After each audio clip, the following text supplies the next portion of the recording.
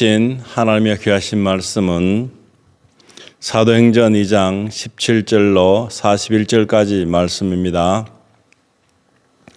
오늘 주신 말씀을 잘 마음으로 받음으로 굉장한 일이 벌어질 것입니다. 성령을 선물로 받으라라는 제목으로 이 말씀을 볼 때에 이스라엘 백성들에게 임했던 성령께서 이 시간에 우리에게 충만하게 임해 주셔서 이 말씀을 듣는 모든 자에게 구원이 이루어지는 놀라운 결과를 얻게 될 것입니다. 사도행전 2장 17절에 보시면은 많은 무리들이 모였습니다. 그 중에서 정말 사도들이 하는 모습이 어떤 것일까 궁금해서 모인 사람도 있을 것이고, 그리고 어떻게 하면 저 사람들 우리 하나님 믿는 것과 반대되어 보이고 별로 탐탁하게 여기지는 마음이 없는데 어떻게 하면 저들에게 대항할까 하는 그런 마음으로 모인 사람도 있을 것입니다. 그러나 오늘 이 말씀을 들음으로 말미암아 많은 사람들이 진정한 복음을 듣게 됐다 하는 것입니다. 17절에 하나님이 말씀하시기를 말세에 내가 내 영을 모든 육체에 부어주리니 너희의 자녀들은 예언할 것이요 너희의 젊은이들은 환상을 보고 너희의 늙은이들은 꿈을 꾸리라 했습니다. 요엘서에 나오는 말씀이죠. 이 말씀을 인용하면서 이들에게 말씀을 시작합니다. 이들의 마음은 번잡하고 혼돈이 오고 여러 가지 환난 가운데 복잡한 심령 가운데 있는 사람들에게 하나님의 말씀을 여기서 전합니다. 그리고 18절에는 그때에 내가 내 영을 내 남종과 여종들에게 부어주리니 그들이 예언할 것이요 그럽니다. 하나님의 말씀이 임하면 얼마든지 하나님의 말씀을 전할 수가 있다 하는 것입니다. 또 내가 위로 하늘에서는 기사를 아래로 땅에서는 징조를 베풀리니 곧 피와 불과 연기로다. 이 마지막 시대에 오면 이런 일이 있을 것이라고 말씀해 주고 있으면서 어떤 징조가 있음으로 말미암아 이제 이 말세의 징조가 시작이 되는가 하는 것입니다. 그래서 20절에는 주의 크고 영화로운 날이 이르기 전에 해가 변하여 어두워지고 달이 변하여 피가 되리라 그랬습니다.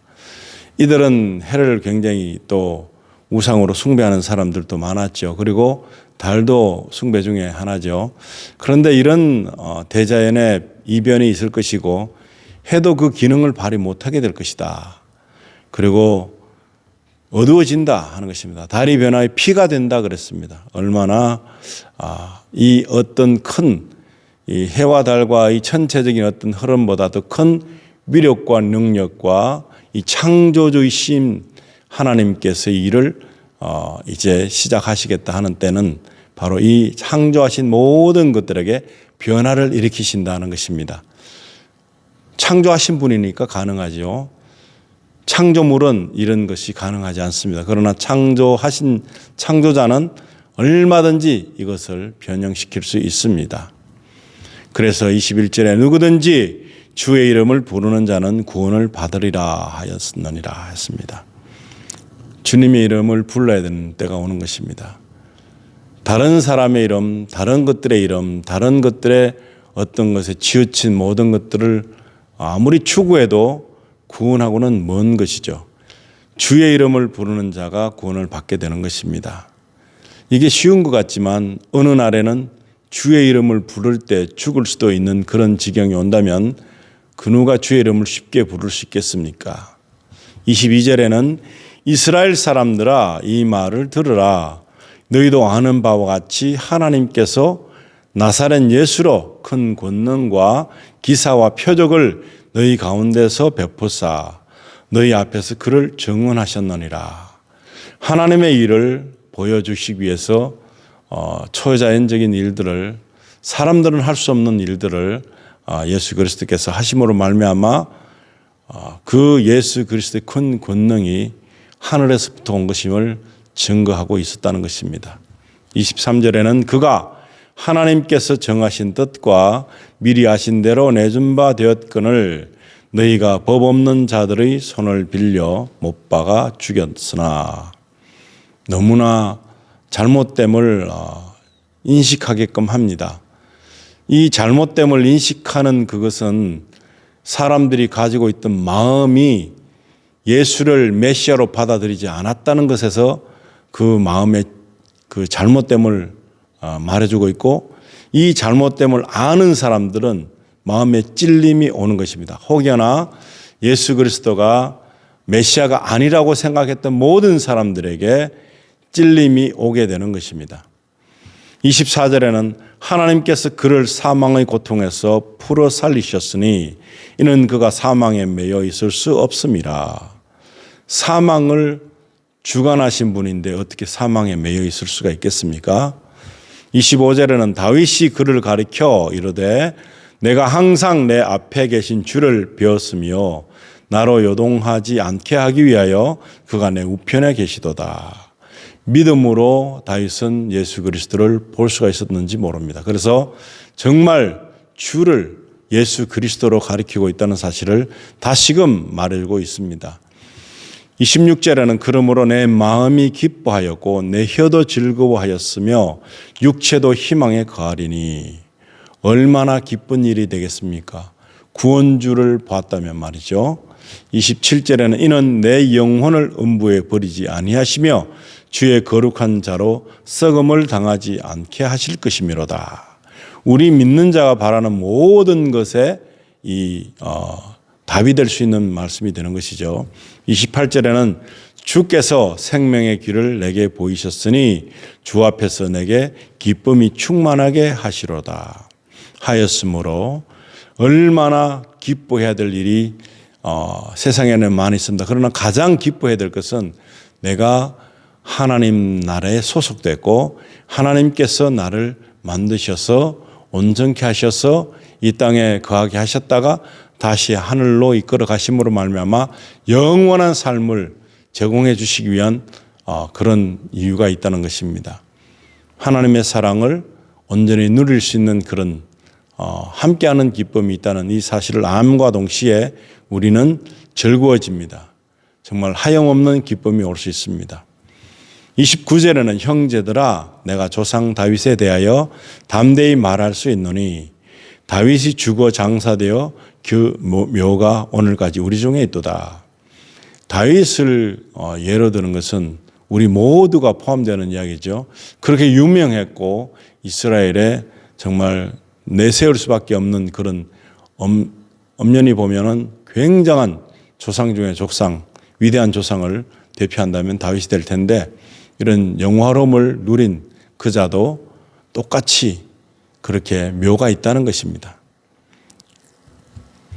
30절에 보시면 그는 선지자라. 하나님이 이미 맹세하사 그 자손 중에서 한 사람을 그 위에 앉게 하리라 하심을 알고 미리 본고로 그리스도의 부활을 말하되 그가 음부에 버림이 되지 않고 그의 육신이 썩음을 당하지 아니하시리라 하더니, 이 예수를 하나님이 살리신지라 우리가 다 이 일의 증인이로다.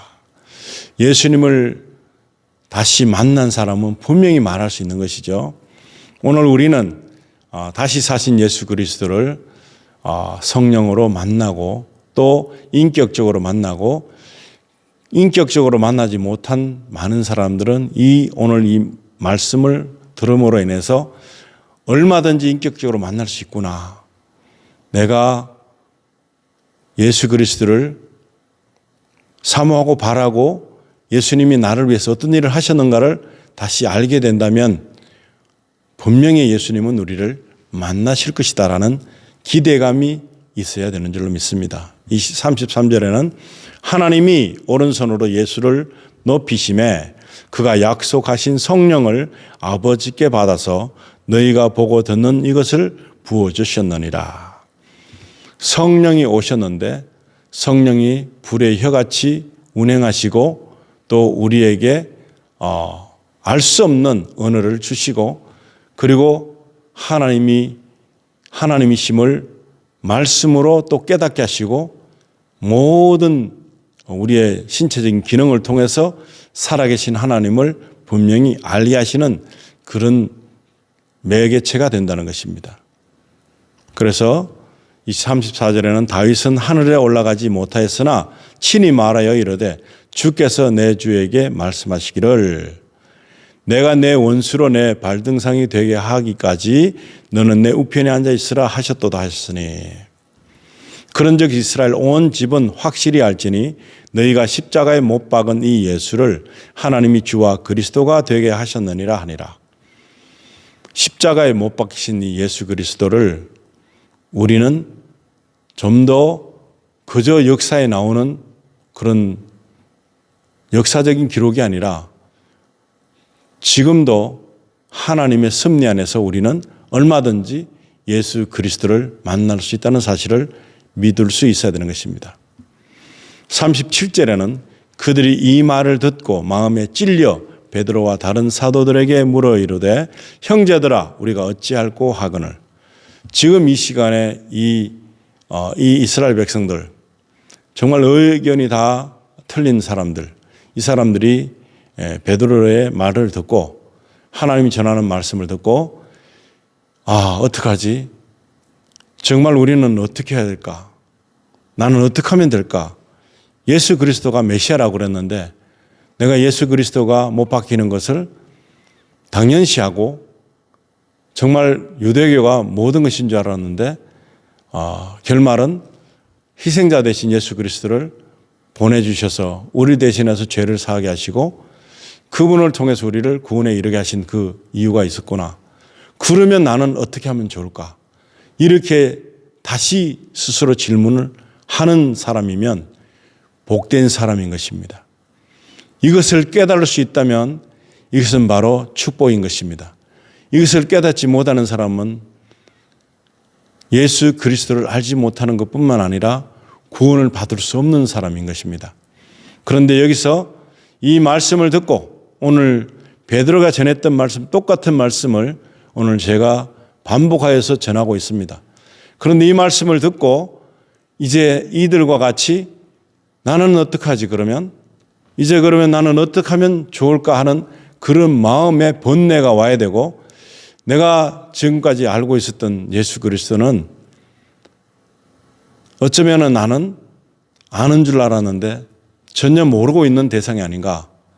나는 어떻게 하면 좋을까라는 고민이 있다면 가능성이 있는 것입니다. 38절로 보시면 베드로가 이르되 너희가 회개하여 각각 예수 그리스도의 이름으로 침례를 받고 죄사함을 받으라. 그리하면 성령의 선물을 받으리니 그럽니다. 굉장히 중요한 열쇠 같은 것이 있습니다. 뭔가 하니까 회개를 한다는 것입니다. 회개를 하라는 것이 도덕적으로 나는 뭔가를 잘못했다 그게 아닙니다. 하나님 앞에서 살지 않은 것에 대한 것을 회개하라는 것입니다. 예수 그리스도가 메시아인 것으로 알고 살지 못했던 것을 이제 예수 그리스도가 메시아인 것을 알고 살게 되는 것입니다. 그리고 나를 창조하신 분이 하나님인 것을 고백하는 것입니다. 그걸 모르고 지금까지 살았던 것, 내 의지대로 살았던 것을 나는 이제 의지대로 살지 않기를 원하는 그런 몸부림을 해보겠습니다 하는 그런 시작이 되는 것입니다. 하나님의 사람으로 살지 못한 것에 대한 것을 이제 회복하는 그것이 회개인 것입니다. 그런데 더 심각하게 들어가면 여러 가지 많은 이유들이 있겠지만 가장 중요한 것은 하나님 앞에서 하나님과 나의 관계, 예수님과 나의 관계를 회개하는 것입니다. 잘못된 것을. 예수님은 사람과 어떤 일어난 그런 걸 먼저 말하는 것이 아닙니다. 하나님과 나와 관계를 먼저 회복하는 회개를 하라는 것입니다. 그리고 침례를 받아라는 것입니다. 세례를 받아라는 것입니다. 하나님의 뜻으로 나는 이제 씻음을 받겠다는 그런 형식적인 어떤 모습이 될지는 모르지만 내가 침례를 받고 세례를 받음으로 말미암아서 나는 세상적인 것으로 살지 않고 하나님의 방법에 살기를 소망하는 그런 고백적인 모습을 하는 것입니다. 그랬을 때에 죄사함을 받게 된다는 것입니다. 내가 하나님과의 관계가 회복되는 것이고 예수님이 나의 구세주가 됨으로 말미암아서 나는 이제 하나님의 사람으로 살 수 있게 된다는 것입니다. 그랬을 때 성령의 선물을 받게 되는 것입니다. 그래서 성령의 선물을 받게 됐을 때 우리는 성령이 있음으로 말미암아 나에게 좀 더 확정적인 하나님의 백성으로 살 수 있는 그런 기회가 주어진 것입니다. 방법이 주어진 것입니다. 그래서 39절에는 이 약속은 너희와 너희 자녀와 모든 먼데 사람 곧 주 우리 하나님이 얼마든지 부르시는 자들에게 하신 것이라 하고, 이것은 그때 당대에 있던 사람들뿐만 아니고 모든 사람, 지금 현재 우리들도 포함되어 있다는 사실을 통해서 볼 때 이것은 엄청난 축복이 된 것입니다. 이것은 어마어마한 기쁨을 우리에게 선사하신 것이고 성령의 선물을 우리가 받음으로 말미암아 놀라운 일들이, 제자와 같은 일들이 우리에게 벌어진 사건인 것입니다. 이 말씀을 들을 때마다, 이 말씀을 인식할 때마다 나는 이제 신분이 바뀌었구나 하는 것을 깨달으면 되는 것입니다. 40절은 또 여러 말로 확증하며 권하여 이르되 너희가 이 패역한 세대에서 구원을 받으라 하니, 패역한 세대는 무엇인가? 이 패역한 것을 성경적으로 보면 하나님 없이 사는 것, 하나님의 계획에 어긋나게 사는 것, 하나님이 주신 것을 무모하게 하나님이 주신 것이라 여기지 않는 그런 모습들을 말하고 있는 것입니다. 패역하고 있다는 것은 하나님 없이 자기 마음대로 사는 것.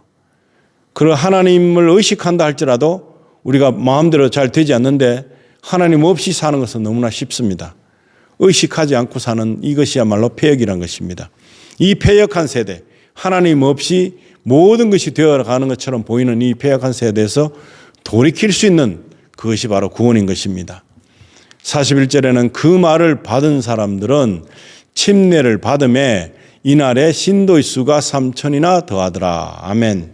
많은 사람들이 이로부터 이제 하나님과의 관계를 회복하게 된 것입니다. 그래서 이제부터는 내가 내 멋대로 살지 않고 하나님의 뜻에 맞는 삶을 살겠다 하는 그런 모습의 삶으로 바뀌는 것입니다. 이것이 거듭남인 것입니다. 그랬을 때에 이 거듭남을 통해서 하나님 나라가 우리 안에 이루어지고 우리를 통해서 하나님 나라가 또 증거되는 그런 삶을 보여주게 되는 것입니다. 저와 여러분이 이 한 주간도 이 기쁨을 누리고 성령의 선물을 통해서 온전한 하나님의 영광을 누리는 그런 귀한 삶이 되기를 우리 주 예수님 이름으로 축원드립니다. 같이 기도하시겠습니다. 하나님, 믿음은 들음에서 난다 했습니다. 지금 이 하신 말씀들을 통해서 우리가 온전히 바로 믿기를 소망합니다.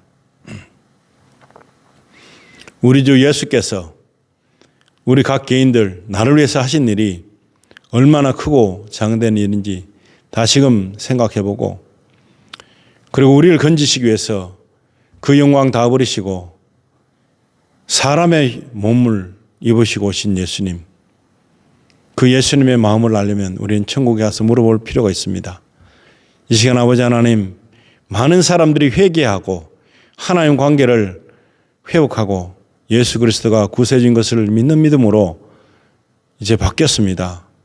그리고 성령의 선물을 받고 온전히 하나님 말씀을 믿고 행하는 그런 귀한 사람들로 변화받을 때에 하나님, 이 땅에는 구원이 이미 우리에게 이루어짐과 동시에 많은 사람들에게 구원의 손길이 펼쳐졌습니다.